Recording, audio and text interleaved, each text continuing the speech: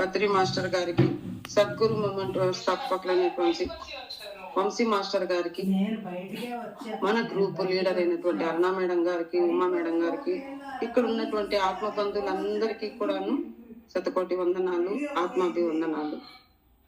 మనం నాకు జన్మనిచ్చిన తల్లిదండ్రులకు, వెనుకొండి నడిపిస్తున్న మా వారికి అందరికీ కూడాను ధన్యవాదాలు.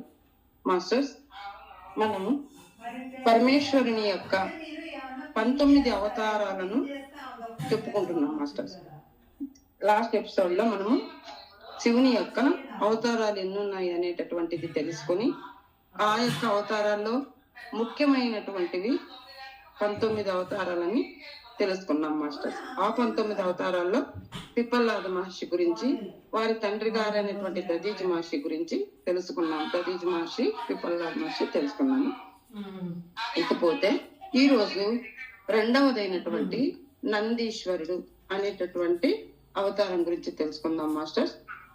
మన యొక్క ఫిజికల్ గా అంటే మన భౌతిక శరీరంలో నుండి శరీరానికి కావలసినటువంటి ఏ శక్తి అయితే పొందాలో అలాంటి శక్తిని మనకు ఇస్తూ, భౌతిక పరిస్థితులను ఎదుర్కోగలిగినటువంటి శక్తిని ప్రసాదిస్తూ, ఇంకా ఏం చెప్తున్నారు, శక్తివంతంగా తయారవ్వడానికి కావలసినటువంటి మనకు ఆహారం ఏదైతే ఉందో, ఫుడ్, అవన్నీ కూడాను, ఆ ఫుడ్ ను కూడాను మనకు తయారు చేయడానికి ఆయన యొక్క ఎక్కువ భాగము ఆయనదే ఉంటుంది. ఎందువల్ల అంటే రైతులు పంట పండించాలి అంటే ఆ యొక్క నందీశ్వరుని ద్వారానే పొలములో దున్నడము, పంట పండించడము, వాటి ద్వారా దున్ని చేయడము, ఇవన్నీ కూడాను వారి ద్వారానే జరుగుతుంది. అంటే ఈయన ప్రాణకోటికి జీవనాధారమైనటువంటి ఆహారాన్ని మనకు ఉత్పత్తి చేయడానికి ఎంతో మనకు సహాయం చేస్తున్నారనమాట. ఇది ముఖ్యమైనటువంటిది ఇప్పుడు మనం తెలుసుకోవాల్సింది అనమాట.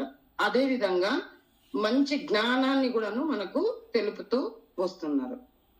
ఇకపోతే ఈ నందీశ్వరుడు ఎవరు, ఎలా జన్మ తీసుకున్నారు, ఎలా వచ్చారు, ఇది ఏంటి అనేది మనం తెలుసుకుందాం మాస్టర్స్. ఇక్కడ నందీశ్వరుడు అనగానే మనకు గుర్తొచ్చేది ఏంటి మాస్టర్స్? మనం ఇక్కడ మనకు ఈశ్వర దేవాలయానికి వెళ్ళగానే మొదట నంది ఉంటారు.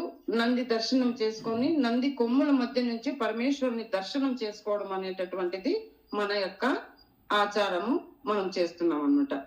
అంతటి గొప్ప స్థాయిని ఎలా తీసుకున్నాడు ఆయన అనేటటువంటి విషయాన్ని తెలుసుకున్నాం. అంత హయ్యర్స్ మాస్టర్ గా తయారవడానికి ఆయన చేసినటువంటి శక్తి ఏంటి, ఆయన చేసినటువంటి సాధన ఏంటి తెలుసుకుందాం మాస్టర్స్. ఇక్కడ పరమేశ్వరుడు ఎలా ఉంటాడంటే ప్రతి ఒక్కరి యొక్క ఏమి కోరినా ఇచ్చేటటువంటి వ్యక్తి కదా.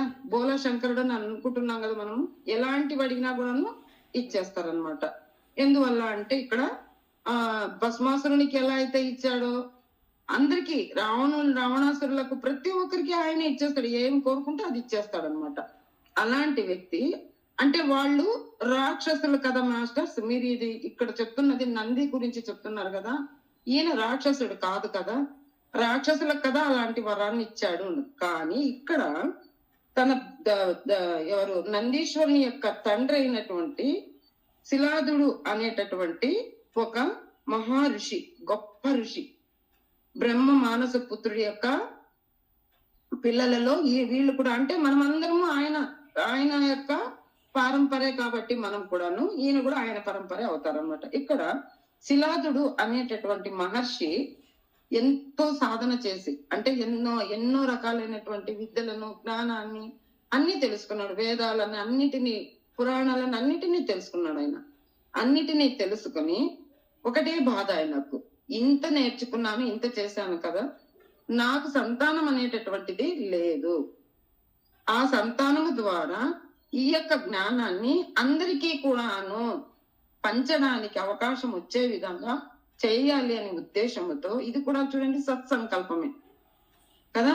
అందరూ చేసేది ఏమైనా వరాలు పొందగానే అహం అనేటటువంటిది వచ్చేస్తుంది మాస్టర్స్.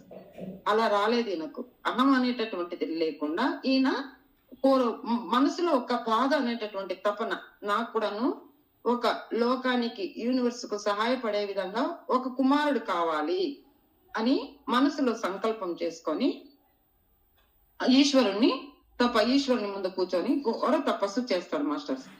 ఘోర తపస్సు చేస్తూ చేస్తూ ఉన్నప్పుడు కొంతకాలం గడిచిపోతుంది. మన కాలం ప్రకారం అయితే 1000 సంవత్సరాలు ఆయన తపస్సు చేస్తాడనమాట. ఆ తపస్సు కఠోరంగా చేస్తూ ఉంటే ఎన్ని రోజులకైనా ఈయన రాలేదు, అయినా ఈయన వదలలేదు.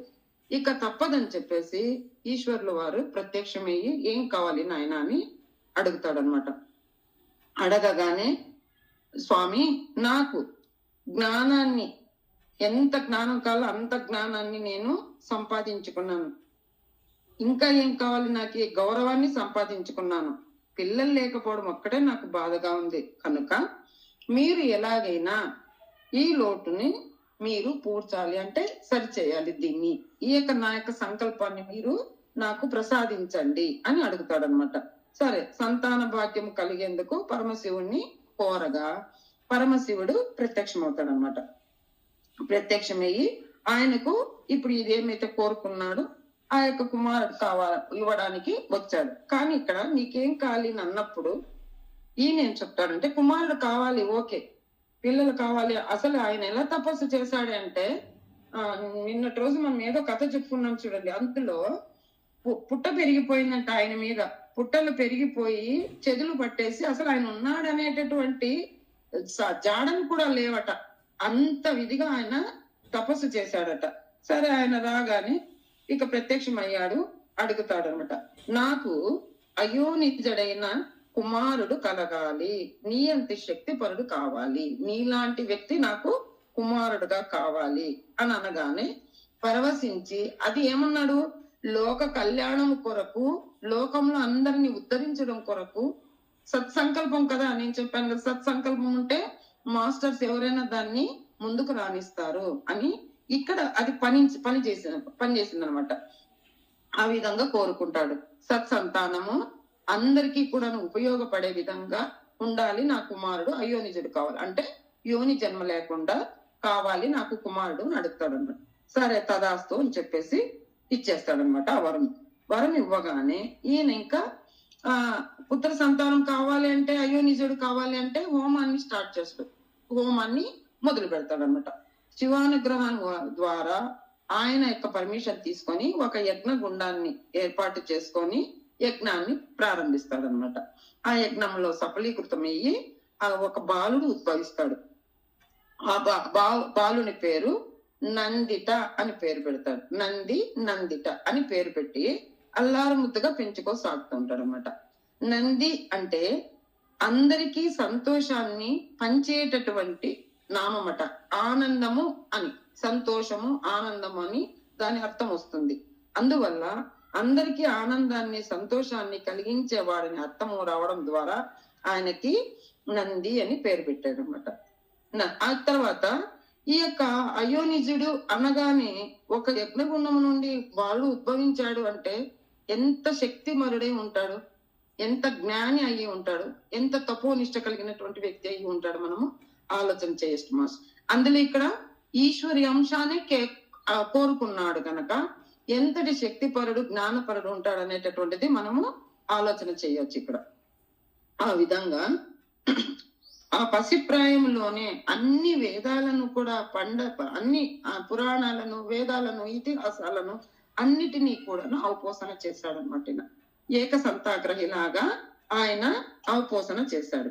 చేసేసి ఇక ఇలా ఎప్పుడైతే గురుకులాన్ని పంపించి ఆయనకు విద్యాభ్యాసాన్ని నేర్పించాడో ఆ గురుకులంలో అందరికంటే ఈయన గొప్పగా మంచి వ్యక్తిగా ఉంటాడు, మంచి జ్ఞానిగా ఉంటాడు, అన్నిట్లోనూ ఫస్ట్ వస్తూ ఉంటాడు. ఆ సంతోషానికి గురువు గారే అంటే అంత ఇష్టపడేవాడంట ఆ శిష్యుణ్ణి చూసి, ఆ కుమారుని బాలుని చూసి. సరే, ఆయన తండ్రి కూడాను ఎంతో సంతోషిస్తూ ఉంటారు. ఇక సంతోషిస్తూ ఉండగా ఇక్కడ ఎలాంటి విషయం జరిగింది అంటే, ఒక రోజు తన యొక్క ఆశ్రమానికి, అంటే ప్రతిరోజు అందరూ వచ్చిపోతారు కదా, ఇప్పుడంటే హోటల్స్ ఉన్నప్పుడు లేవు కాబట్టి ఆశ్రమమే కాబట్టి, దారిలో వెళ్ళేటప్పుడు సాధులు, సంతులు, మామూలు పురుషులు కావచ్చు, అందరూ కూడా ఆ ఆశ్రమం దగ్గరికి వచ్చి సేద తీర్చుకొని వాళ్ళు ఏదైనా పెట్టిన దాన్ని ఆహారాన్ని స్వీకరించి వెళుతూ ఉండేవాళ్ళు. ఈయన కూడాను వాళ్ళ తండ్రి కంటే ఇంకా ఎక్కువ బాధ్యత తీసుకొని ఎంతో సేవా తత్పరతతో, ఎంతో భక్తి భావముతో వాళ్ళు వచ్చిన వాళ్ళందరికీ కూడాను సేవలు చేసుకుంటూ మంచి వారు ఇచ్చినటువంటి జ్ఞానాన్ని కూడాను స్వీకరిస్తూ ఎంతో గౌరవ ప్రపత్తులతో ఉంటాడనమాట అబ్బాయి. ఇలా ఉన్నప్పుడు ఒకసారి ఆశ్రమానికి మిత్రావరుణులు అనేటటువంటి దేవతలు వస్తారు. అశ్విని దేవతలని, నక్షత్రవాసులని, ఎన్నో రకాలు ఉన్నాయి కదా మన దేవుళ్ళకి చెప్పడానికి. ఆ యొక్క ఆ దేవతల యొక్క వర్గాలలో ఉన్నటువంటి ఒక దేవతలను మిత్రావరుణులు అంటారట. ఆ దేవతలు వచ్చారు ఆశ్రమానికి. ఆ దేవతలు రాగానే ఆ పిల్లవాడిని చూసి ఎంతో మురిసిపోతారంట. చాలా అందంగా ఉంటాడు, ఎంతో ఎప్పుడు చిరునవ్వుతో ఉంటాడు, తేజస్సుతో ఉంటాడు, బుద్ధిమంతుడు. అబ్బాయి చేసేటటువంటి సేవలనన్నింటినీ కూడాను స్వీకరించి ఎంత బాగా చేస్తున్నావు నాయన అని చెప్పేసి మామూలుగా ఇంకా వాళ్ళు చేసేటటువంటి సేవలకు పొంగిపోయి వరాన్ని ప్రసాదించడము, ఆశీర్వాదం చేయడము చేస్తారు కదా ఎవరైనా, అది సహజమే. కానీ ఇక్కడ ఏం జరిగిందంటే ఒక ఇది జరిగినట్ట. ఆ సత్కారాలకు పరవశించిపోయి వెళ్ళేటప్పుడు దీర్ఘాయుష్మాన్ భవ అని ఆశీర్వాదం చేయడానికి నోటి వరకు అర్థం వాకు పలికేసి సైలెంట్ అయిపోయారట. పలకలేదట, ఇక ముందుకు అనలేదు, ఆగిపోయారట. ఆగిపోగానే మన శిలాదునికి ఏంటి ఇలా అయిపోయారు కదా, ఎందుకు వీళ్ళు ఆశీర్వాదం చేసేటప్పుడు నిలిచిపోయారు? ఇంతవరకు వచ్చిన వాళ్ళంతా మామూలు మనుషులే, ఇచ్చారు, అది ఓకే. కానీ వీళ్ళు దేవతలని తెలిసింది కదా, వీళ్ళ నోటి నుండి ఆ ఆశీర్వాదం అనేది వస్తే ఈయనకి ఇంకా సంతోషం అయ్యిండేది. కానీ ఆ విధంగా ఆశీర్వాదం వాళ్ళు చేయకుండా ఆగి వెళ్ళిపోయారట. ఆగి వెళ్ళిపోతే మన శిలాదులు చాలా బాధపడ్డాడు, ఎందుకు ఇలా చేశారు?